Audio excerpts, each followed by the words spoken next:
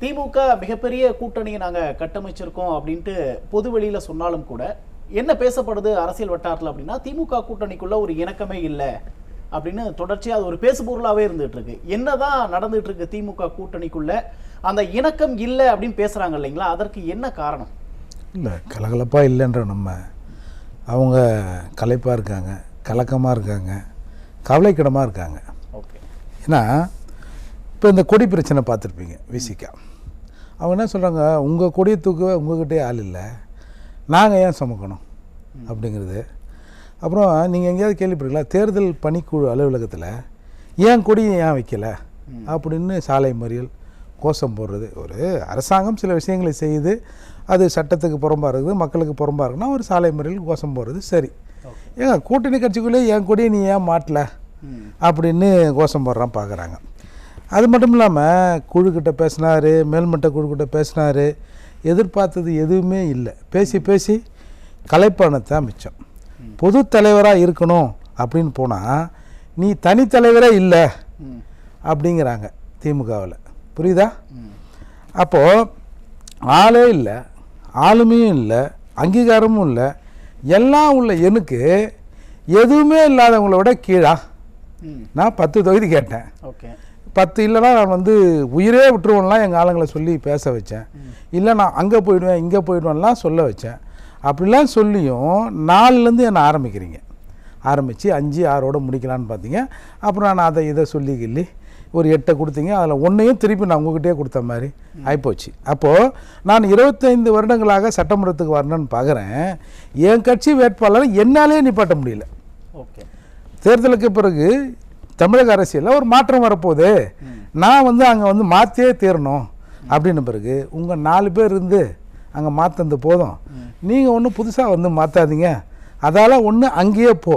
அப்படி இல்லைன்னா அங்கே சப்போஸ் நீ காட்டுமன்னார்குள்ள நீங்கள் ஜெயிச்சிருவீங்க, ஜெயிச்சின்னா சிதம்பரத்தில் நான் சொல்கிறவங்க தான் வேட்பாளர் அப்படின்னு பார்த்துக்கின பிறகு எப்படி இதில் கலகலப்பு இருக்கும்? அப்புறம் சாதி ஆணவ மனப்பான்மையோடு நீ எனக்கு சரிசமமாக நிற்கிறியா அப்படின்னு பொது வெளியில் சொல்லி இறக்கி விட்டு அசிங்கப்படுத்துகிறாங்க மாவட்ட செயலர். அப்போது மாவட்ட பொறுப்பாளர் கேட்குற போது இன்னும் தலைவரே எனக்கு ஒரு ஆள் இல்லை, நீ ஒரு ஆளா, நீலாம் எங்கள் கூட சரிசமமாக நிற்கலாமா? இல்லை, அப்போ இந்த திமுகவோட அந்த அணுகுமுறை தான் இங்கே கலகலப்பு இல்லாமல் இருக்கிறதுக்கு காரணமா? பெரியண்ணன் மனப்பான்மையோடு சார் இவங்களுக்கு நாங்கள் தான் திரும்பவும் நாங்கள் தான் அப்படின்னு இவங்க மனசுக்குள்ளேயே ஒரு மனக்கோட்டையை கட்டிட்டாங்க.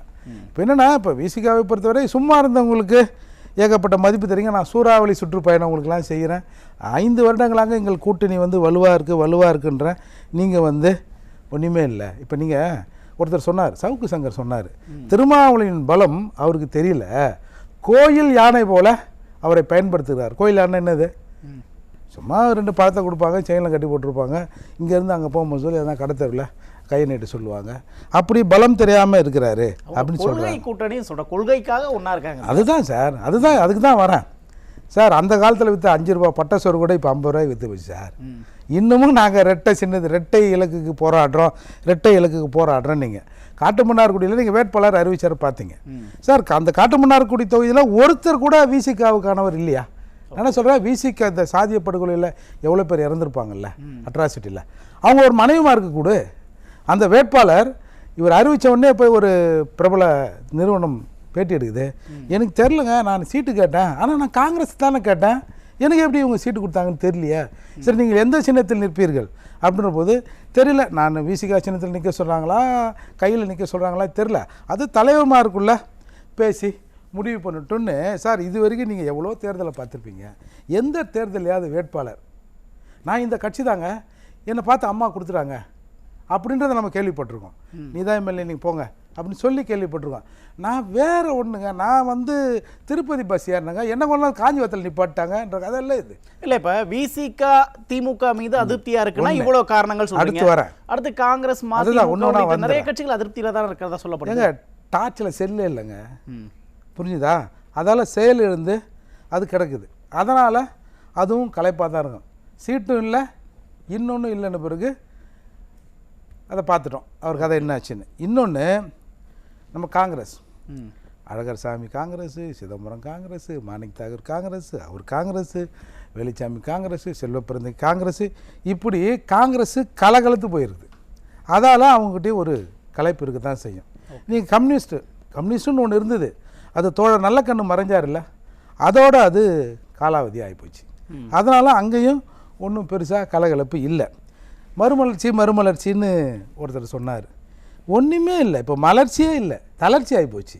ஒரு காலத்தில் வவுனியா காட்டு புலி வரி புலின்னாங்க.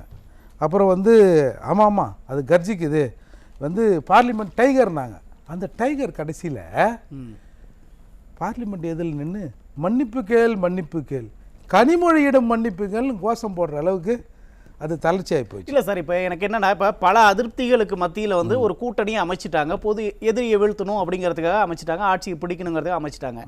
இப்போ கூட்டணி கட்சிகளோட, திமுக கூட்டணி கட்சிகளோட மனநிலை என்னவா இருக்குது? வெற்றியை நோக்கி அவங்களோட பயணம் இல்லையா? அதாவது நீ இப்படி பழி வாங்கிட்டில்ல சார். இப்போ நான் சொன்னது எவ்வளோ பெரிய டைகரை மன்னிப்புகள்னு கேட்க வச்சாங்கல்ல சார். நம்மலாம் இதை பார்த்தோம், இது ஒரு நாள் உண்மையிலே வரி புலி தான் போல இருக்குது அப்படின்னு. இது புலியை பார்த்து சூடு போட்டால் பூனை, அதால் நீ ஒன்றும் இல்லைன்னு ஆக்கிட்டாங்க. சொந்த சின்னத்தில் நிற்போம், சொந்த சின்னம் தான் நிற்கணும்னு அழுதாங்கல்ல. கடைசியில் தான் தெரியுது, கடைசியில் திமுகவோட சின்னம் தான் இவங்க சொந்த சின்னங்க. வா, அதாவது நீங்கள் அரசு ஊழியராக பணியாற்றுவாங்க சார். ரிட்டையர்ட் ஆன உடனே இப்போ கடைசி காலத்தில் நான் போய் ஊரோடு போய் செட்டில் ஆயிடுறேன், எனக்கு சென்னையெல்லாம் வேணாம் அப்படின்ற மாதிரி மறுமலர்ச்சின்னு சொல்லி ஆரம்பித்து ஒன்றுமே இல்லாமல் இங்கே சுருங்கிட்டாங்கல்ல. அப்போது அவங்கக்கிட்ட எப்படி ஒரு மலர்ச்சி இருக்கும்? ஓகே, பேசிக்கா. அப்போது எல்லாருமே உள்ளுக்குள்ளே ஒரு ரிவெஞ்ச் சார். ஏன் கட்சினா நான் முடிவு எடுக்கணும். ஓகே, நீ பெரியண்ணா கூட இருக்கலாம், அதை பொது வழியில் கூப்பிட்டு அசிங்கப்படுத்தி. இப்போ நீங்கள் இன்றைக்கி இந்த கூட்டணியில் சீட்டு வாங்கின எல்லாருமே ஒருத்தரை காமிச்சு ஒருத்தர் தான் வாங்கினாங்க. யாருக்கும் உரிய மரியாதை கொடுத்து இங்கே வழங்கப்படலை. காங்கிரஸ் கூட வெளிப்படையாக நாங்கள் இன்னொரு இடத்துல பேசி நிற்கிறோம் அப்படின்னு சொல்லி தானே, மிரட்டி தானே வாங்கினாங்க. ஓகே, அப்படி இருக்கும்போது இவங்களுக்குள்ளே எப்படி ஒரு இணக்கம் வரும்? ஓகே, நீங்கள் பல இடங்களில் விசிகா கூட பயன்படுத்த பண்ணுறாங்க. நீங்கள் பார்த்தீங்கன்னா இவர் அந்த அம்மாவை என்னென்னமோ சொல்லி பில்டப் கொடுத்து பேசுகிறாரு. அந்த அம்மா பாரு வேலையை பார்ப்பா நீ அப்படின்னு அந்த அம்மா உட்காருது. அதே திமுக தலைவர் பேசுகிற போது அந்த அம்மா எழுச்சி நிற்குதுன்னா இது எப்படி? இது ஒரு இணக்கமான கூட்டணி சார். இது அவுத்து விட்ட நெல்லிக்காய் மூட்டை மாதிரி இது செதறி ஓடினோம். நம்ம வேற யாருமே இவங்களை அழிக்க வேணாம் சார், ஒருத்தருக்கு ஒருத்தர் அவங்க அழிச்சுப்பாங்க. ஓகே சார், முதற்கட்ட கருத்தை எடுத்துக்கிறேன். ஏர்போர்ட் மூர்த்தி சார், கூட்டணிக்குள்ள ஒரு அதிருப்தி, இவ்வளோ கடுமையான ஒரு அதிருப்தி திமுகவுக்கு எதிராக இருக்குது. தேர்தல் முடிவுகள் என்னவா இருக்கும் அப்படின்னு நம்ம எதிர்பார்க்கலாம் சார்? எல்லாருக்குமே தேர்தல் முடிவுகள் தெரியும். நீங்கள் 5 ஆண்டு காலம் திமுக ஆட்சி பண்ணது. இந்த கூட்டணி திரும்பவும் வந்தால் இன்னென்ன விஷயங்களை செய்யும் தானே சொல்லணும். ஒரு கூட்டணிக்கு அதிகமாக பேசுகிறவர் சொல்கிறாரு, கதிரையருக்கு அருவாள் தேவை, அந்த நெல்மணிகளை பொங்கல் வைக்க பானை தேவை, பானையை பாதுகாக்க கை தேவை. அப்போது இந்த பொங்கல் வைத்து படைப்பதற்கு சூரியன் தேவை, மேலே ஏறுவதற்கு ஏணி தேவை. நான் 1ஆம் கிளாஸில் படிச்சுன்னுக்கிறேன், என் கதை புக்கில் இதெல்லாம் இருக்குதுன்ற மாதிரி ஒரு கூட்டணிக்கு டெஃபினேஷன் தராங்க. 5 வருஷத்தில் நீ என்ன பண்ணணுன்னு சொல்லணும். இப்போது கூட எடப்பாடியாரை கொஞ்சம் தரம் தாழ்ந்து விமர்சிக்கிற வேலையை தான் 2 பேருமே செஞ்சுருந்தாங்க, அப்பாவும் மகனும். குறிப்பாக மகன் அதிகமாக பேசியிருந்தார். எடப்பாடியார் திரும்பி ஒன்றே தான் சொன்னார், எப்பா உங்கள் அப்பா உடம்பு சரியில்லாமல் இருக்கும்போது சிறை வச்சிங்களே, என்கிட்ட நீங்கள் கேட்டிங்களே, இடம் கேட்டிங்களே, அப்போ நீங்கள் ஏற்கனவே காமராஜருக்கும் ஜானகி அம்மாளுக்கும் சொன்னது தானப்பா நான் சொன்னேன். அதோடு மட்டும் இல்லாமல் ராசாவின் ஆடியோ ஆட்சிக்கு வந்த பிறகு மறு விசாரணை செய்யப்படும் நான் சார். அதோடு முடிஞ்சிட்டு சார் இவங்க கதை. அதால் இவங்க சார் என்ன இவங்க பேசுகிறாங்க? இப்போ முத்தரை சொன்னார்ல, எனக்கு மட்டுமா காசு கொடுத்தாங்க, விசிகா கொடுத்தாங்க, மதிமுக கொடுத்தாங்க, எல்லாருக்கும் தான் காசு கொடுத்தாங்க. அப்படின்ற போது ஒரு பெய்டு சர்வெண்ட்டுக்கிட்ட எப்படி இவங்க உரிமையை கொடுப்பாங்கன்னு எதிர்பார்க்க முடியும்? அதால் இவங்க சொல்கிற மாதிரி சார், காங்கிரஸ் ஆட்சி அமைக்கணும்னு ஒரு டாக் ஒரு கொஞ்ச நாளைக்கு முன்னாடி வந்ததில்ல, ஒன்று தமிழக தலைவர் சொல்கிறாரு, நடக்கிறதே காங்கிரஸ் ஆட்சி தானப்பா, காமராஜர் ஆட்சி தானப்பா அப்படின்னு சொல்கிற போது இவங்களுக்கு எது சார் தனி கட்சி?